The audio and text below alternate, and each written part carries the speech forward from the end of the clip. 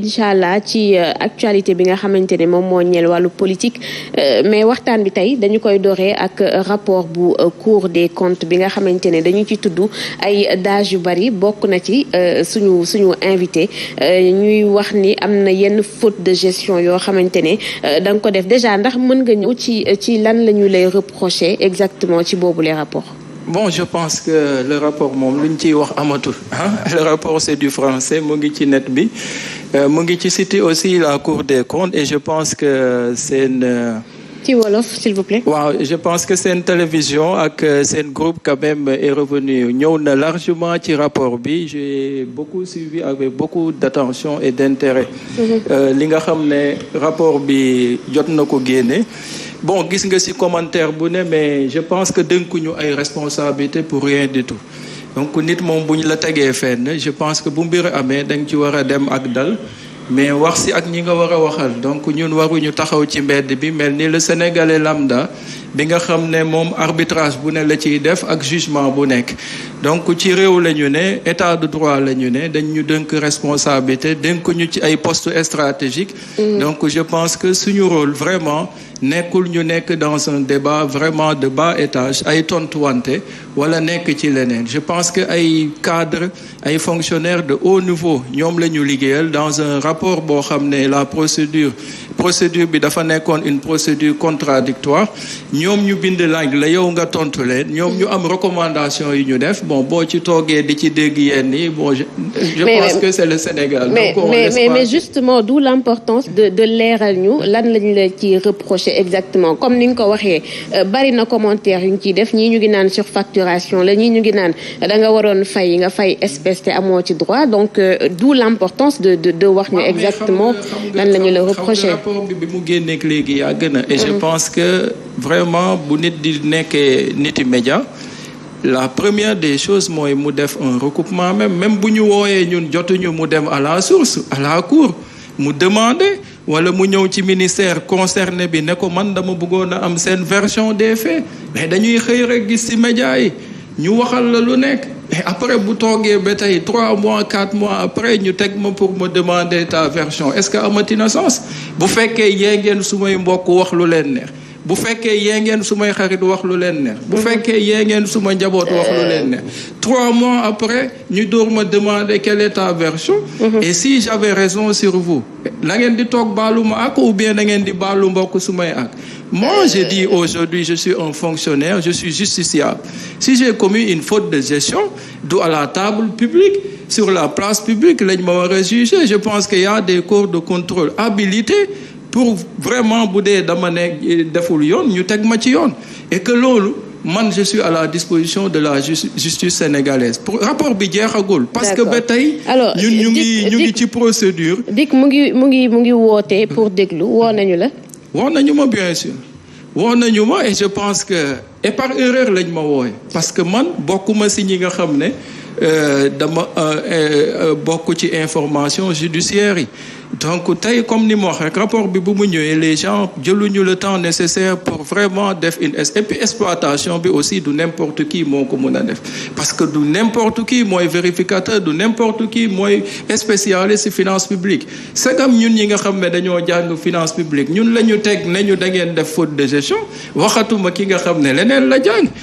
donc quand même il faut que benn moment. mais yéen ñi ñu tudd ci rapport bi lu tax vous êtes tout le temps sur la défense. non mais parce que ça fait mal.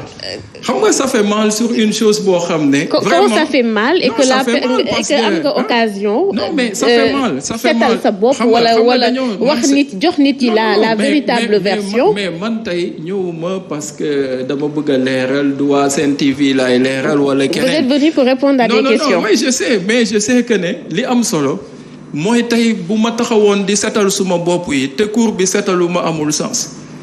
donc li am solo mooy li cour bi wax et man dégg naa fii ay wax yoo xam ne donc cour bi waxu ko la cour ministère des sports benn recommandation la am une seule amuñu 2 amuñu 3 laquelle et la recommandation waxuñu sa audace dañoo recommander au ministre des sports parce que foofu dañuy jël affaire bi de façon impersonnelle képp ku fa mun dina ministre ñu ne ko bu procédure bu mel nii amatee il faut ngeen procéder par des décisions de versement et la cour qui dit ça man dama ko jox ay décision de versement ba pare li muy recommander loolu la ñu def man bi ma bugguma sa dugg ci procédure boobu mais comme dag ma laaj loo xam ne lan la da nga fay espèce non j'arrive avant même fay espèce bi lu ko indi bi ma toogee ak l'auditeur là bi muy wax dama ko demoon bu ma xamoon coow lii yëpp dina yegg si fii di ma def du ma ko def parce que coow li ma dugal man maa ko def kenn santuma ko kenn imposé wu ma ko parce que ñun boo déggee nit di ci tudd surfacturation mooy kuy jënd mais ñun ministère des sports sant ñu jënduñu masque jënduñu alcool jënduñu dara xam nga luñ ñu sant dañ ñu ne am ngeen 400 millions yu ngeen war a répartir état moo ko jàppale fédération yi ak groupement sportif yi maanaam njabootu famille sportive loolu la état wax léegi état bu ko waxee jox ñu ko ñun dañ war a matérialiser cette décision de l'état parce que en conseil des ministres la jàll le chef de l'état jël engagement instruire son gouvernement son ministre des finances pour que li mu jagleel secteur bu ne ñu mun ko jot bi ñu ñëwee on a procédé par des décisions de versement man dama ko copier et un journaliste sérieux man je vous mets porte à tout le monde ku ñëw suma bureau ma jox la les copies nga xool mënuma ko antidater mënuma ko changer mun naa la ko jox nga fanaan ak moom autant de jours que tu veux nga wër ak moom fu la neex ministère des finances nga xool ndax c'est du faux ou c'est du vrai je pense que un journal sérieux noonu la war di procéder mais doo ñëw taxaw wax li ngay wax ba pare après toog parce que man bu ma nee maa indil suma bopp problème bi am mooy que bi ma defee décision de versement yi ba pare sur une 60aine de fédérations il y avait pas 10 fédérations yu ñu valider seen bon d'engagement yi parce que bu ñu ko valider après si le titre bi di génn nga dem trésor ñu fay la par virement fédération yëpp a ñu jox seen compte bancaire mais comme en fin de gestion la ñu newoon loolu man maa toog def suma arbitrage yi bopp xam naa ni finance di doxe parce que moi je suis un agent des finances donc xam naa ne en fin d'année budgétaire c'est très compliqué même boo amee titre pour ñu fay la léegi ma regroupé ñi nga xam ne ñëpp validé wuñu leen mu nekkoon au total 205 millions ma boole ko yëpp parce que dama ko bëggoon jaarale ci fédération basket bi nga xam ne si la bokkoon parce que comme biñ ma laajee lu tax nga choisir basket ma ne déjà parce que le président c'est un avocat war naa mun a wóolu avocat bu xam ne il est assermenté pour mun a jaar alors Amadou li nga fi jot a expliqué dégg nañu ko sànq ci biir wax bi da nga wax ne vous avez été convoqué par erreur lan la ñu mën a comprendre ci cette convocation par erreur bi nga wax. Quand je dis je suis convoqué par rapport aux informations judiciaires parce que comme je dis même bu nekkul loolu sa tey dig dans le cadre enquête bi man li mu jaar dig sa man dama ci sant yàlla honnêtement dama ci sant yàlla parce que xanaa bu dig pare lu mu génne dinañ ñu may jàmm moi je suis clair c'est-à-dire quelle que soit la décision de la dig billahi wallahi dama koy naw damay xam ne lii moo am parce que li ma leen wax dama leen ko jox leen ay pièces ñoom aussi képp ku ma leen ne tey fay nañ la ñu ngi lay woo xanaa 400 millions mënuma teg ay pièces ne nii lañ ko séddalee ñooñ di ay sénégalais réew ñu ngi fi ku ma tudd sa tournée jox nañ la mais di nga toog télé. waaw mais est-ce que il s'agit de jox nañ la wala la procédure c'est la procédure qui a été violée. non mais quand. maanaam ci lan nga joxe. non moom laa wax ma ne. en fait xam nga quand la cour. liggéeyam yemul rek si est-ce que xaalis bi fi mu waroon dugg na fa mais la cour dafay xool aussi est-ce que les procédures respecté nañu ko si on me dit te man loolu maa ko njëkk a reconnaître parce que quand la cour m'a dit que yow waroo fay en espèces des montants supérieurs à ces montants là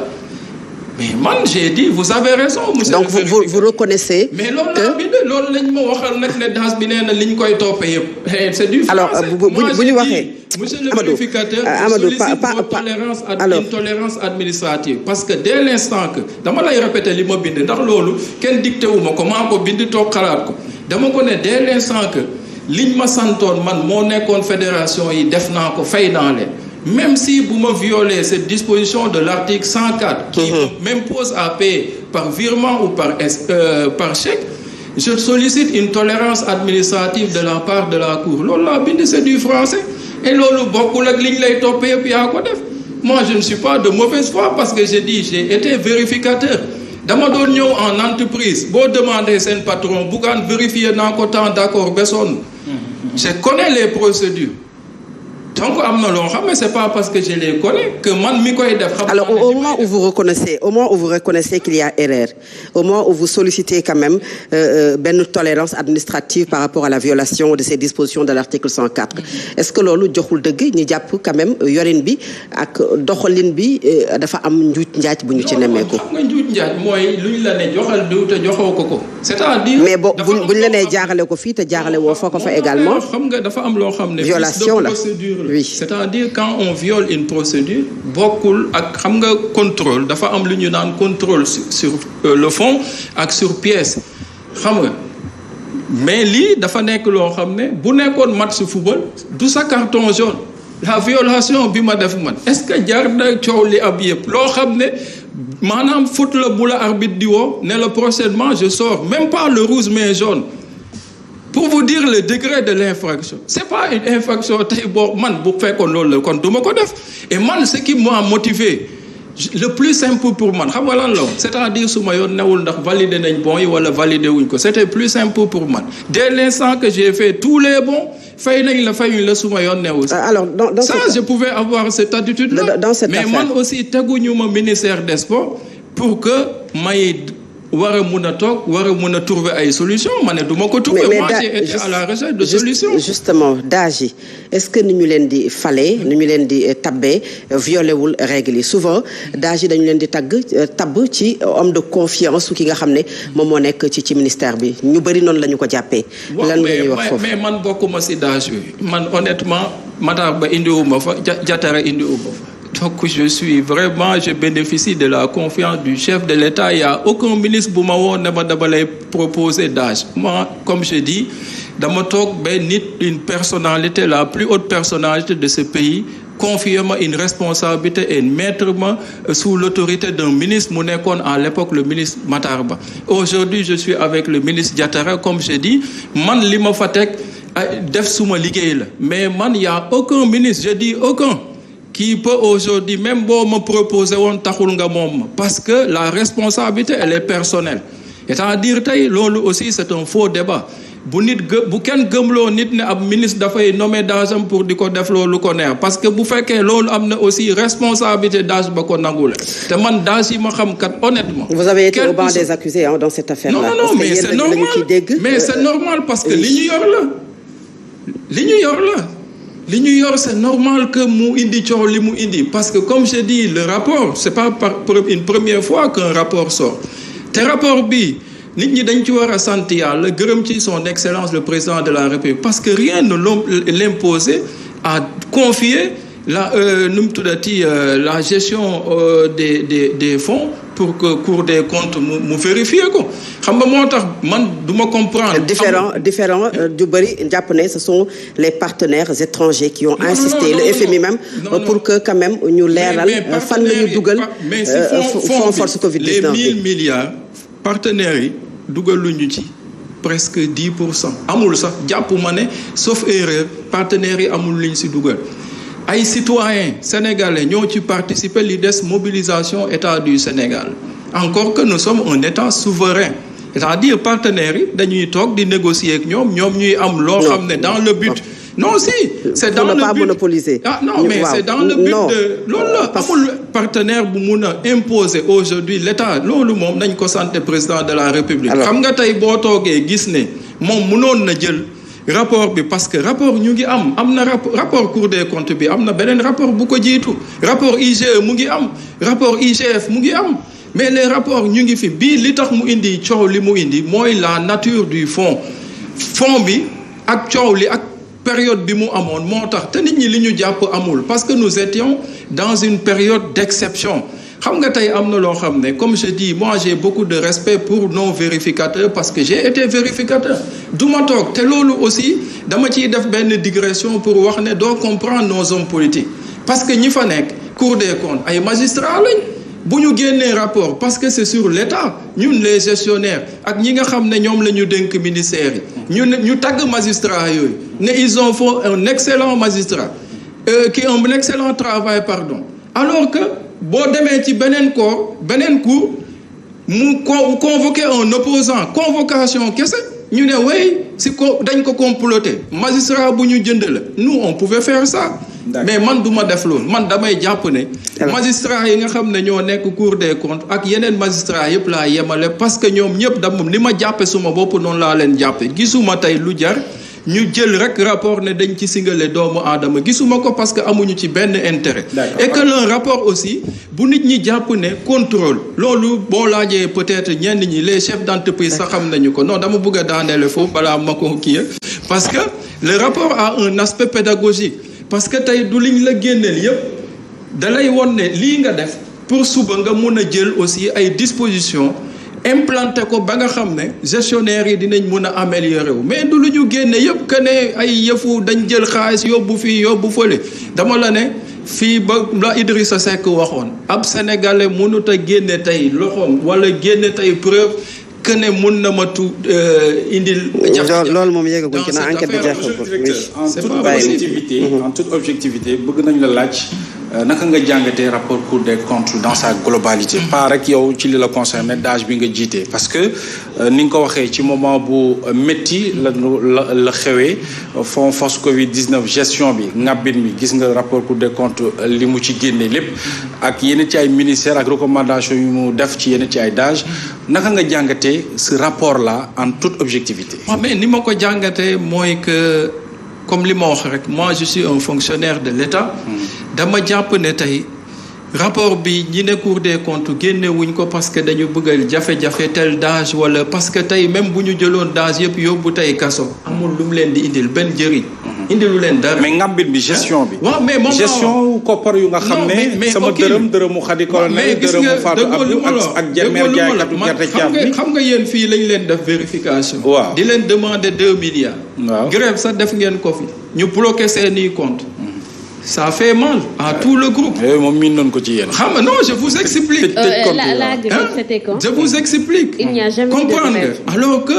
ay fonctionnaires de haut niveau ñoo vérifier. te pourtant l'entreprise ba tey d'accordul ak administration fiscale.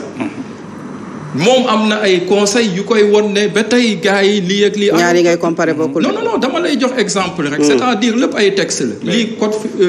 général des impôts la. lële c'est vraiment le règlement général de la comptabilité mais lépp ay textes la. c'est-à-dire da ngay toog comme football. ñu ne la les règles du jeu lii la. loi yi lii bu amee faute la lii bu amee penalty la ainsi de suite. noonu la demee moo tax ma ne la c'est pas parce que un rapport est sorti parce que tey. rapport bu génnee. da nga war a am une lecture lucide nga xool lépp loo xam ne parce que ki demande rapport bi lim ci bëgg a am. mooy améliorer la gouvernance des gestions publiques. donc boobu mënoo ko améliorer tant que li nga xam ne moo nekk ci mauvaise gestion yëpp génne woo ko. léegi nag loolu bu amee. parce que le rapport est contradictoire c'est-à-dire tey d'âge bu ñu fi ne li nga gérer. dañ la bind wax la li ñu la demandé nga joxe say pièces ñoom ci pièces yi nga joxe la ñu jàpp ñi ñu ne surfacturation la man maîtriser wu ma seen dossier. mais li ma xam mooy que man mii personnellement def naa ay dons ci période du Covid bi. maye naa Fatick bi ma dëkk ay masques. mais masque yi ma maye 15000 laa jënd benn paquet masque. alors que tey paquet masque mu ngi jar 1000 francs. alors ci li jënd ceeb. moom wax na ci prix bi mu jënde mais cour bi jàpp na ne arrêté bi amoon. xam nga moom ma ne la mun na nekk. alors voilà ci lecture bi ngeen ci def seen ministre des finances dafa def conférence de presse ne sur 1000 milliards yi ngeen géré 6 milliards la ñu gis ne moo ci am rëq-rëq. même mu nekkoon 6 millions 600 000. mais waxul moom la ñu jël. dafa ne moo ci am oui moo ci am rëq-rëq kon est-ce que jàpp ñu ne rapport bi nga xam ne génn na muy Cour des comptes ay la yëwénkat mënuñu cee bañ a génnee ngàbbin mu nga xam ne tey na xel wala bon na ci gestion bu ñu def ci wàllu Covid-19. non xam nga exécution dans l'exécution bu ñu nee tey ni ngeen exécuter budget bi ñu leen joxoon dans le cadre des fonds muy 1000 milliards yi gis nañu ay points yoo xam ne lii c'est à améliorer parce que rapport bi ni nit ñi di lire recommandation yi li nga xam ne cour bi mënul épingler kenn xam nga cour bi lu muy bind moom bu xelam tey danaan nañ ubbi information judiciaire pour mu gën a leer. loolu moo tax mu dem ko léegi nag bu ñu demee si du mu tuddati bu ñu ubbee enquête. justice mun na leer. maintenant bu li teyoon xeli vérificateur bi s'il s'avère vrai mais là. les sanctions du man maa koy wax du si mais ce sont les textes parce que nous avons des textes yoo xam ne tey dañuy taxaw di la wax naan lii boo ko defee lii moo la ciy xaar. Alors maintenant gestionnaire bu xam ne tey dem nga tey ubbi nañu enquête et que tu es incapable vraiment de prouver li nga xam ne défendre sa dossier convenablement je pense que tu as fauté. alors ci vérificateur yooyu wax nga ko yaa ngi leen doon waxal lu baax tàggaleen sax muy magistrat yi def liggéey bi et pourtant on a vu que certains ministres wala ñenn ci ñu peut-être joxoon ay recommandations ñu ngi doon jeter le discrédit ci magistrat yi nga xam ne def nañ liggéey bu mucc ay ba génnee boobu lekk rapport est-ce que waroon nañu mën a yegg foofu ci mbirum rapport bii lee di rapport du Cour des comptes. man li ma gëm mooy aucun citoyen n'a le droit et ne doit pas tirer sur l'administration judiciaire. C'est ma conviction personnelle. Parce que ab réew bu ñëpp di jote yaakaaruñ kenn lu dul ki war a àtte.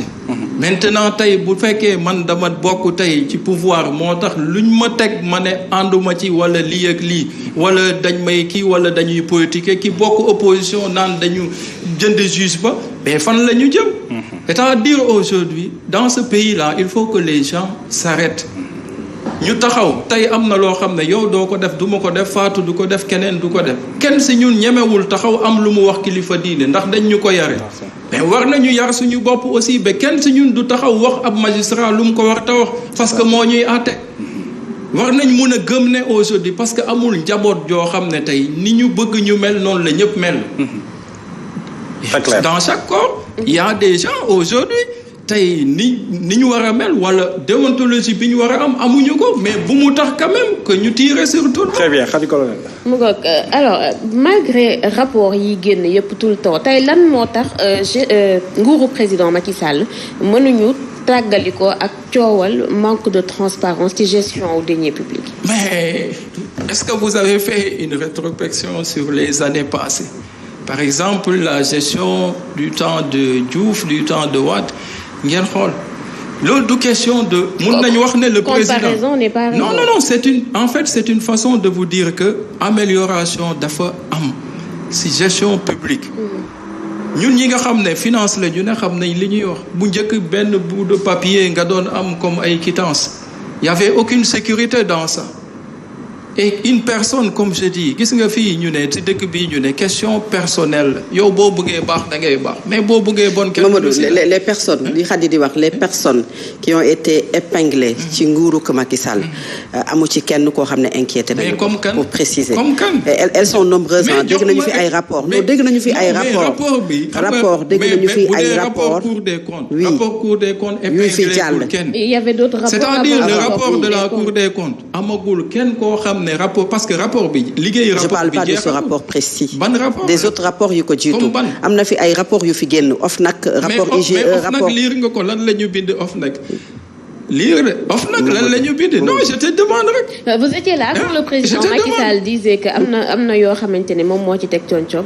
mais j'étais là je l'ai écouté comme loolu mais bu fekkee loolu la man moom bi mu teg moo ko gis man gisuma ko te li tax moom li mu joxe comme explication ne moo tax mu téye ko c'est valable parce que xam nga booy jiite réew kër boo ko yoree fii seen patron des fois mu am information téye ko du agent yëpp lay convoqué jox droit d'explication. Vous ne pouvez pas comparer l'État ak des médias. Non, comparaison n'est pas raison. Je suis d'accord. Mais dama bëgg mu gën a leer ci sénégalais bi ñuy déglu pour mu simple parce que xam nga sénégalais bi mun na bañ a xam nu état di doxee. Macky Sall li mu yor moomu ko dañ ko dénk. non xam naa borom kër gi moom këram. non même on peut pas faire cette comparaison. non mais dès l'instant que dénk nañ le président Macky Sall réew mi mandat lañ ko jox c'est-à-dire foofu nag le sénégalais di juume dénk aussi taxul ngay demander nit ki tout le temps. Quand aujourd'hui boo falee nit jox ko mandat durant tout le mandat tey bu neexoon président mandat bi yëpp mu jël façon décret yu ko neex parce que ñun ñoo aliéné suñu liberté jox ko ñoo jël suñu pouvoir dénk ko ñoo jël suñu armée jox ko ñoo jël suñu police jox ko suñu kontaanul si moom benn rendez-vous lañ am ak moom muy élection présidentielle et mënoo tax donc un président a le droit de faire tout ce qu'il veut. Non, bien sûr, dans le ci li ñu ko jox si li ñu ko jox. alors que dañu am ay kuréel yoo xam ne dañu ko fi teg mu doon ay bànqaas yoo xam ne mooy doxal réew et que autant dañu ko jox mandat autant également est-ce que du dafa war a sukkandiku. ci yooyu nga xam ne mooy charte réew. bu ma la nee si li muy def li nga xam ne am na ci droit mooy pouvoir biñ ko jox moom benn pouvoir lañ ko jox joxuñ ko réew bi yëpp dañ ko jox un pouvoir exécutif. moom lañ ko jox. mu dig ñu gouvernance sobre. c'est ça lañ ko jox il faut faire la part des choses maintenant moo tax ma ne la le pouvoir judiciaire même bu fekkee ne moom c'est le luñ koy waxatee kii de conseil supérieur de la magistrature je veux dire que aujourd'hui il y a le principe de la séparation des pouvoirs mais tey bu ku xam Sénégal yi démb xam Sénégal yi tey c'est que tey dafa nekk rek ne tey outils yi d'information yi tey la gën a efficace. Mais ce qui se passait il y a 5 ans ne peut même plus se passer conscience citoyenne bi toll na foo xam ne outil de contrôle yi toll na technique yi ainsi de suite mais am na loo xam ne nit bu ko doon def daaw sa ren ñeme woo ko def donc loolu yëpp aussi ak corps yi nga xam ne yëpp teg nañ ko fi kuréel yi ñu fi teg yëpp pour mais xam nga dafa am loo xam ne le fait nga teg ko rek mais avancer la. alors mais ñun waruñ di juger rek avancer justice si ñaata nit a ne ci prison yi. te pourtant yéenay taxaw chaque jour naan il faut prison yi dañoo fees qu'est-ce que vous voulez ou bien vous voulez nous voir en prison si c'est ça on peut aller volontairement. Vous avez des problèmes avec les journalistes. Alors non moi même je n'ai aucun problème avec aucun journaliste damay tooñ rek. pour avancer un peu mais nekkat en même temps pas. c'est juste pour taquiner mais je n'ai aucun problème. alors c'est clair donc c'est rassurant alors maintenant pour ñëw également ci beneen coow boo xamante ne ci rapport la ñuy wax muy.